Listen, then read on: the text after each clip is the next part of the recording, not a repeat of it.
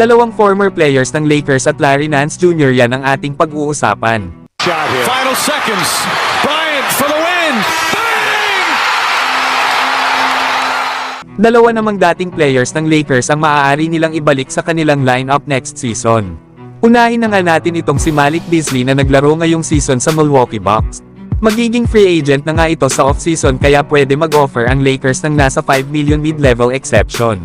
Kilala nga si Malik Beasley na isang sharpshooter kaya mabibigyan niya ng floor space ang kupunan ng Lakers. Hindi nga lang ito nagamit masyado noong naglalaro pa ito sa Lakers dahil kay Coach Darvin Ham. Pero sa kanyang paglalaro sa Milwaukee Bucks ay nag-average ito ng 11.3 rebounds at 1 assist per game. At meron naman itong 41% shooting beyond the arc. Ang maganda pa kay Malik Beasley ay hindi lang ito isang 3-point shooter.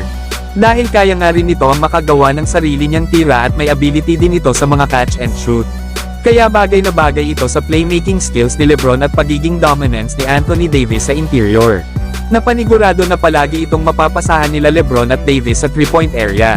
At ang isa pang maaaring kunin ng Lakers ay ang dati nilang player na si Alex Caruso. At sa pamamagitan nga ito ng trade, na maaari nga daw ibigay ng Lakers sila Jared Vanderbilt, Jalen Hood-Schifino at ang number 17 overall pick. Na dito nga ay mapapalakas ni Caruso ang perimeter defense ng Lakers.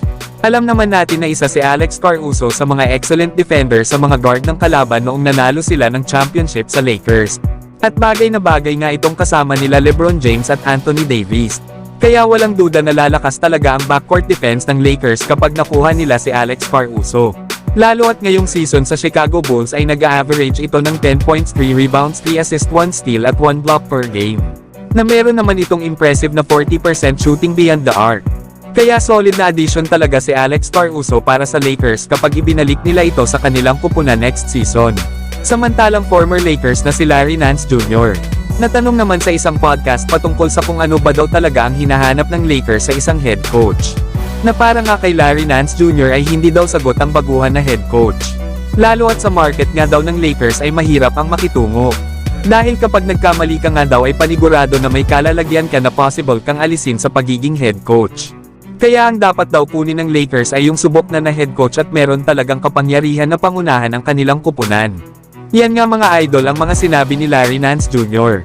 Alam naman natin na kapag nagkamali ka ng decision at hindi maganda ang performance mo sa Lakers organization, ay panigurado na pambabatikos ang aabutin mo sa mga Lakers fans at media.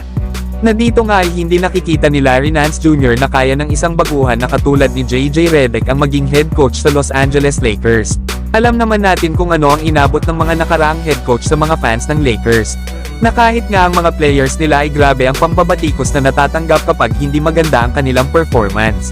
Kaya tingnan natin mga idol pagkatapos ng NBA Finals, kung si JJ Redick nga ba ang kukunin na talaga ng Lakers bilang ang bago nilang head coach.